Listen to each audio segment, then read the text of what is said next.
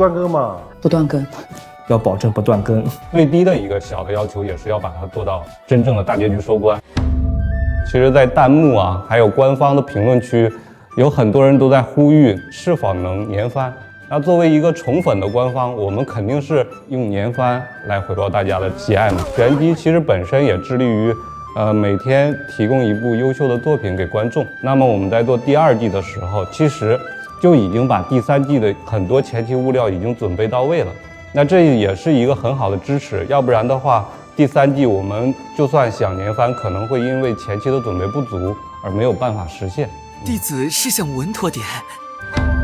年番的故事会更连续，大家的观看感受会更好。可能大家觉得有点过于太快，我们确实在原著的基础上进行了大量的删减。我们要根据动画的叙事节奏来进行剧情的取舍。如果我们第2季依然还维持在小琼峰这个小的范围内的故事展开，它其实整个会比较单调，所以我们尽快的让它主线进入进来，一些重要的角色登场，把原著的一些高能的地方全部就整合在一起了，会一集接一集的集中紧凑的呈现，这也是为了让观众看得比较爽，但是相应的我们制作压力就会很大，制作成本也提高了不少。不过即便如此，我们也不希望打破现在的叙事节奏，希望每周都给观众带来更高能更精彩的内容。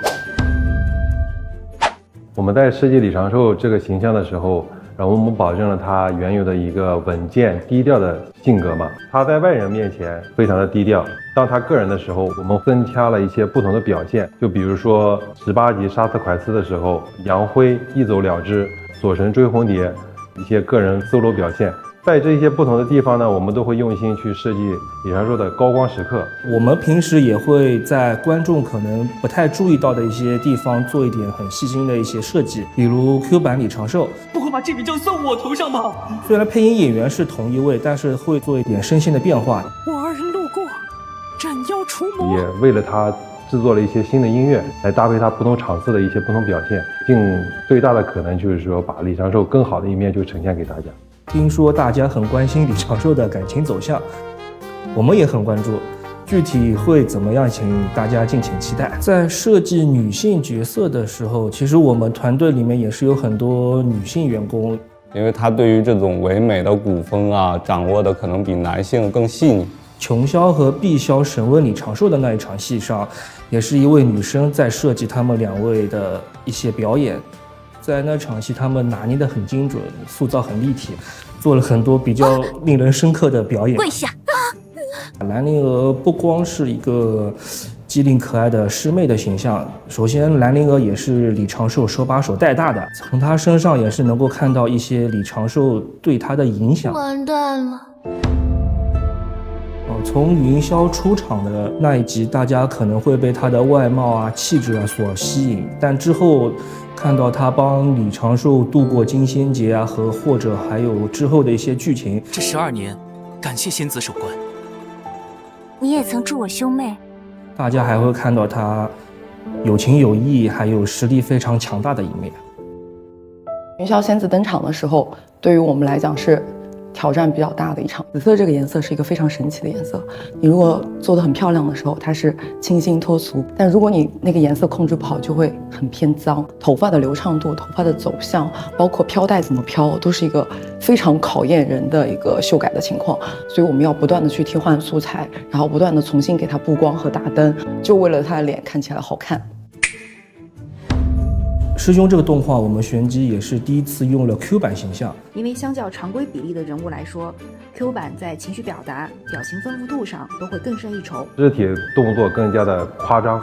他的表演方向又不能太过偏严肃的，又不能太跳脱，制作难度上是有提升的。看到网上很多观众说什么时候出 Q 版的手办模型啊，那时候我觉得我们对 Q 版的动画的付出的精力都有所回报。另外，为了增强整部动画有趣搞怪的特质，我们还根据原作设计了类似小纸人这种又可爱又搞笑还具有实战作用的道具。除了在一些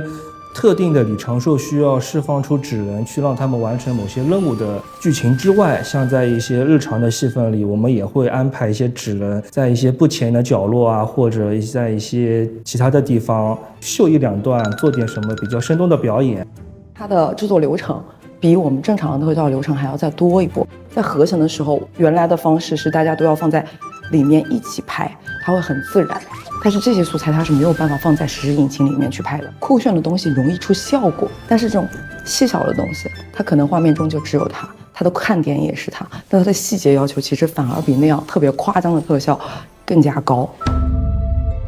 东木宫山水图，玉帝与师兄第一次见面的时候，其实我们选择了水墨的风格，所以这个也是得到了很好的一个反馈。最初的时候，我们其实是用正常的3维场景去表现的。有人就提议，既然它是一张山水图，那我们索性不如中国的传统水墨运用进去，可能这种更贴切嘛。然后就尝试了一下测试的镜头，出来的效果还不错。中国画它在绘画的时候，它非常讲究线条，如果线条很生硬和死板，其实是完全就不像中国画的样子。我们在一开始做的时候，用水墨画的材质，包括这种渲染方式出来的线条是非常非常杂乱的，所以我们在不断的尝试这个材质，我们对这个材质做了2次、3次的处理，然后是不断的重新渲染，重新给灯光的角度。因为这部片子里面就是有中国自己的道教元素的在里面，因为涉及到了非常多的道门角色，所以在设计时首先考虑了道门之下不同派系的风格规划，整体的配色和服装的材质上就会有非常直观的区别。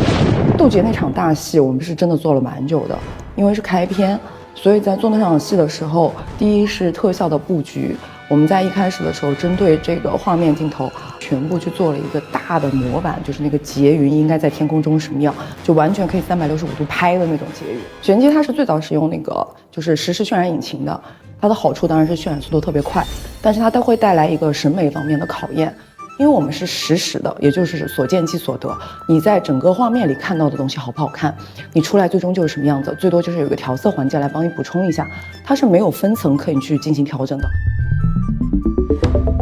升级年番说明是获得了大家的认可，基本在第1季收官的时候，就已经在优酷的动漫榜上面有4个榜单长期霸屏，但之后等感觉到会有更大的压力。对于我们整个片子和所有参与的人，包括前中后吧，都有点害怕，因为既要保证现有的质量，还要保证进度。其实目前国漫里边真正能做到完结的还是不多，一些大场面的气氛制作上用时比较久一些。从目前第2季开播以来，我们其实这种大的场面还是偏多的。虽然计算机图形技术的发展当下确实已经性能很好了，但是这种过多的天兵天将啊，与这种妖族大战啊，其实还是很费时费力的。断更是我们目前来看是可能是最不想见到的事情。从玄机成立到现在，最大的目标就是不断更，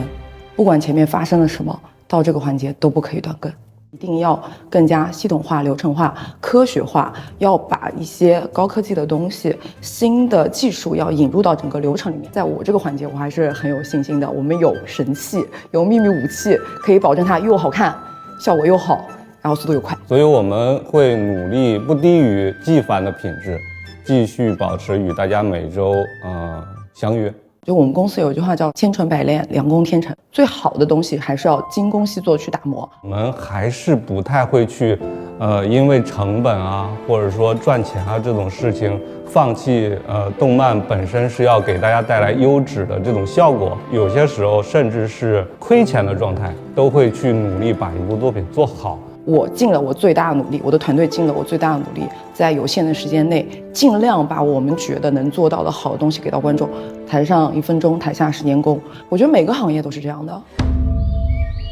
其实挺感谢观众跟粉丝喜欢我们的作品的，因为其实以前刚开始入这个行当的时候，中国动画片不是很好。其实我小的时候很喜欢中国动画片，我当时看到很多很好看的这种片子的时候，就觉得就是中国动漫就很牛的。